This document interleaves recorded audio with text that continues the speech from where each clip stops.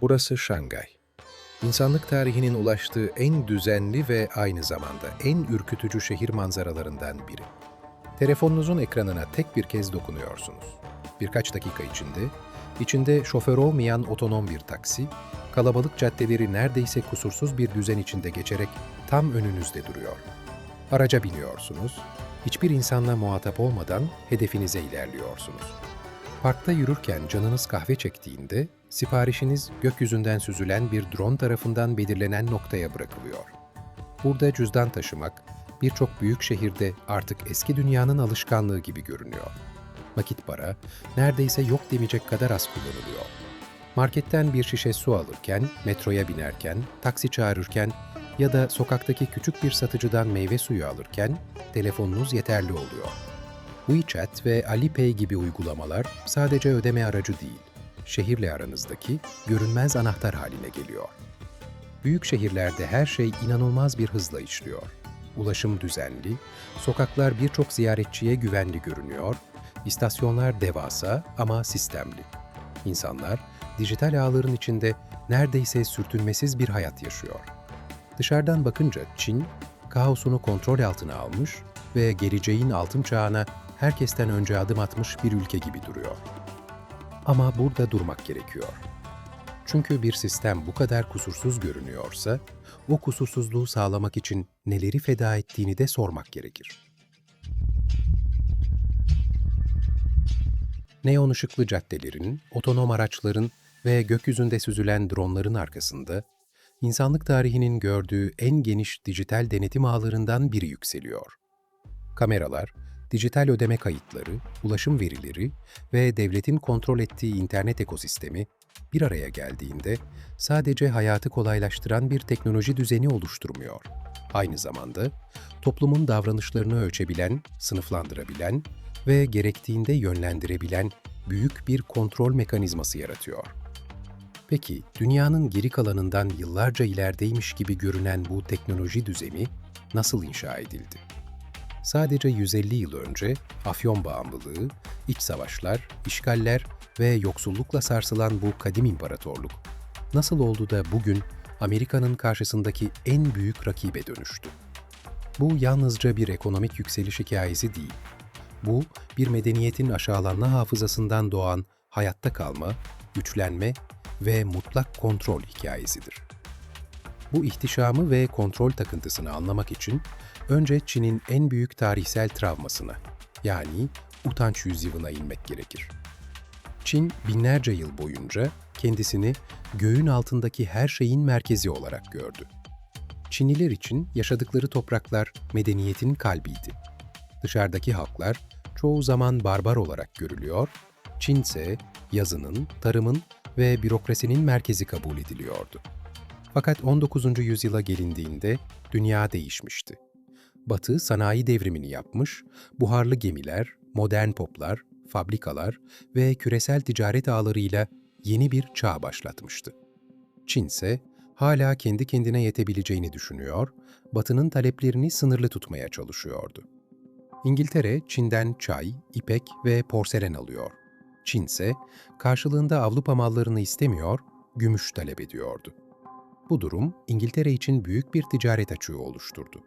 İngilizler bu açığı kapatmak için tarihin en karanlık ticaret hamlelerinden birine başvurdu. Afyon.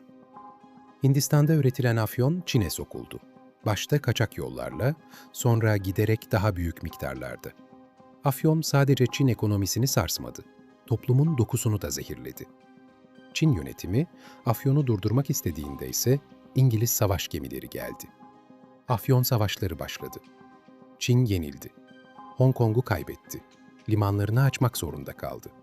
Batılı devletlere ayrıcalıklar verdi. Ardından Fransa, Rusya, Japonya ve diğer güçler Çin üzerindeki baskıyı artırdı. Kendini dünyanın merkezi sanan imparatorluk, yabancı devletlerin baskısıyla yarı sömürge haline gelmişti. Bu dönem Çin hafızasına tek bir isimle kazındı: Utanç Yüzyılı. Bu utancı silme vaadiyle ortaya çıkan isimlerden en büyüğü Mao Zedong oldu. 1949'da Çin Halk Cumhuriyeti'ni kurduğunda Mao'nun en büyük vaadi, Çin'i bir daha asla diz çökmeyecek bir dev haline getirmekti. Mao, bu korkunun üzerine yeni bir Çin inşa etmek istedi. Büyük İleri Atılım adını verdiği projeyle Çin kısa sürede sanayileşmek istiyordu. Köylüler kolektif yapılara toplandı, tarım ve sanayi aynı anda büyütülmeye çalışıldı. Ülkenin çelik üretimini artırmak için sıradan insanlardan evlerinin arka bahçelerinde küçük fırınlarda metal eritmesi istendi. Sonuç, modern tarihin en büyük insan yapımı felaketlerinden biri oldu. Ölüm sayıları konusunda farklı tahminler olsa da ortak gerçek değişmiyor. Milyonlarca insan açlık ve kötü yönetim yüzünden hayatını kaybetti. Mao'nun ardından gelen Deng Xiaoping, ülkeyi kurtarmak için Mao'nun ekonomi anlayışını sessizce terk etti. Çin kırmızı bayrağı indirmedi.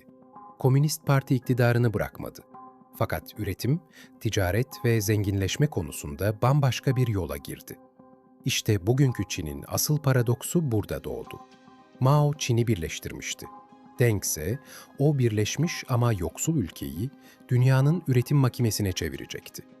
Ve bu dönüşüm, insanlık tarihinin en büyük fabrika düzenlerinden birini yaratırken, milyonlarca insanın emeğini, zamanını ve hayatını da bu makinenin içine katacaktı. 1980'lerden itibaren Çin kapılarını dünyaya açtı. Çin'in elindeki en büyük koz, yüz milyonlarca ucuz, disiplinli ve yoksulluktan çıkmak isteyen insan gücüydü. Köylerden şehirlere büyük bir göç başladı. İnsanlar daha iyi bir hayat umuduyla fabrikalara aktı. Devasa üretim komplekslerinde, çoğu zaman ağır koşullar altında, uzun saatler boyunca çalıştılar. Bazı dönemlerde işçilerin düşük ücretler karşılığında yatakhaneleriyle üretim alanlarının aynı kompleks içinde bulunduğu fabrika düzenlerinde yaşaması, Çin'in büyümesinin görünmeyen insan maliyetlerinden biri oldu. Daha sonra teknoloji sektöründe sembolleşen 996 çalışma kültürü de bu zihniyetin başka bir yüzüydü. Sabah 9'dan akşam 9'a, haftanın 6 günü çalışmak. Bu model, Çin'in hızını ve üretim kapasitesini artırırken, modern Çin mucizesinin sadece makinelerle değil, insanların tüketilen zamanı ve ertelenen hayatlarıyla kurulduğunu da gösterdi. Batılı markalar bu düzeni sevdi. Çünkü Çin hızlıydı, ucuzdu ve büyük ölçekli üretim yapabiliyordu. Oyuncaklar, ayakkabılar, tekstil ürünleri, elektronik parçalar, telefonlar ve bilgisayarlar dünyanın dört bir yanına Çin fabrikalarından gitmeye başladı. Raflarda tek bir ifade giderek daha fazla görünür oldu. Made in China. Başta bu ifade kaliteyi değil, ucuzluğu çağrıştırıyordu. Ancak arka planda daha derin bir dönüşüm yaşanıyordu. Çin sadece üretmiyor, aynı zamanda öğreniyordu. Tedarik zincirlerinin nasıl çalıştığını, bir fabrikanın nasıl yönetildiğini, elektronik parçaların nasıl tasarlandığını, küresel markaların nasıl büyüdüğünü ve dünyanın hangi ürüne neden para ödediğini adım adım çözüyordu. Bugün tablo tamamen farklı. Çin artık sadece ucuz tişört ya da plastik oyuncak üretmiyor. Elektrikli araçlarda BYD gibi markalarla küresel pazarı sarsıyor. Huawei, 5G ve telekom altyapısıyla Batı'nın güvenlik tartışmalarının merkezine oturuyor. DJI drone teknolojisinde dünya çapında etkili bir marka haline geliyor. Alibaba, Tencent, WeChat ve Alipay gibi platformlar Çin'in dijital omurgasını kuruyor. Yapay zeka, batarya, güneş paneli, hızlı tren, robotik ve akıllı şehirler Çin'in yeni vitrini haline geliyor. Fakat teknolojinin getirdiği bu muazzam güç, Çin Komünist Partisi'nin elinde sadece refah aracı olarak kalmadı. Sadece birkaç 10 yıl önce Çin'in ulaşım altyapısı bugünkü gücünden çok uzaktı. Bugün ise ülkeyi insan vücudundaki damarlar gibi saran devasa bir yüksek hızlı tren ağına sahip. Dağlar delinerek tüneller açılıyor, denizlerin üzerine kilometrelerce uzanan köprüler kuruluyor. Limanlar, havaalanları ve yeni şehirler bir ulusal kalkınma stratejisinin parçaları gibi birbirine bağlanıyor. Shenzhen, bu dönüşümün en çarpıcı sembollerinden biri. 1980'lerde küçük bir balıkçı kasabası olan Shenzhen, bugün milyonlarca insanın yaşadığı, gökdelenlerin, elektronik fabrikalarının, yapay zeka girişimlerinin ve teknoloji devlerinin merkezi haline geldi. Çin artık sadece bina yapmıyor, Şehirleri, ulaşımı, enerji ağlarını ve üretim bölgelerini bir bilgisayar anakartı tasarlar gibi birbirine bağlıyor. Bu büyük mekanizmanın enerji tarafında ise dev projeler yer alıyor. Üçboğaz Barajı, Çin'in mega proje anlayışının en bilinen sembollerinden biri. Yangtze Nehri üzerine kurulan bu dev yapı, sadece elektrik üretmek için değil, sel kontrolü, ulaşım ve devlet kapasitesini gösteren bir mühendislik vitrini olarak da önem taşıyor. Ama beton ve çelik, bu hikayenin sadece iskeleti. Çin'in asıl beyni, yapay zeka laboratuvarlarında, elektrikli araç fabrikalarında, batarya tesislerinde ve robotik merkezlerinde atıyor. Tüm bu üretim, teknoloji ve altyapı gücü, Çin'in küresel stratejisinden ayrı düşünülemez. Bu stratejinin en büyük sembollerinden biri, bir kuşak, bir yol projesidir. Yani modern yeni İpek yolu. Çin bu projeyle Asya, Afrika, Avrupa ve Orta Doğu'da yollar, limanlar, demir yolları, enerji hatları ve sanayi bölgeleri üzerinden küresel ticaretin damarlarına yerleşmeye çalışıyor. Bu sadece ticaret projesi değildir. Aynı zamanda nüfus projesidir. Çünkü bir ülkenin limanını, demiryolunu, enerji santralini ya da lojistik hattını finanse ettiğimizde, o ülkeyle sadece ekonomik değil, siyasi bir bağ da kurarsınız. Çin Halk Cumhuriyeti'nin kuruluşunun 100. yılında Pekin, ülkesini ekonomik, teknolojik ve askeri açıdan dünyanın merkez aktörlerinden biri haline getirmek istiyor. Yeni İpek Yolu'nun haritasına baktığınızda, Çin'in batısındaki Sincan bölgesinin neden bu kadar kritik olduğunu görürsünüz. Birçok Türk ve Müslüman için Doğu Türkistan olarak anılan bu bölge, sadece geniş bir sınır coğrafyası değildir. Orta Asya'ya açılan kapıdır. Enerji ve maden kaynaklarıyla önemlidir. Kuşak ve yol güzergahları açısından stratejik bir düğümdür. Uygurlar, Kazaklar ve diğer Müslüman azınlıkların kitlesel gözetim altında yaşadığı, çok sayıda kişinin mesleki eğitim merkezi olarak adlandırılan tesislere kapatıldığı, dini, kültürel ve dilsel hayatın baskı altında olduğu, ailelerin parçalandığı ve zorla çalıştırma iddialarının gündeme geldiği belirtilir. Çin yönetimi bu iddiaların önemli bir kısmını reddeder veya uygulamaları aşırılıkla mücadele ve mesleki eğitim olarak açıklar.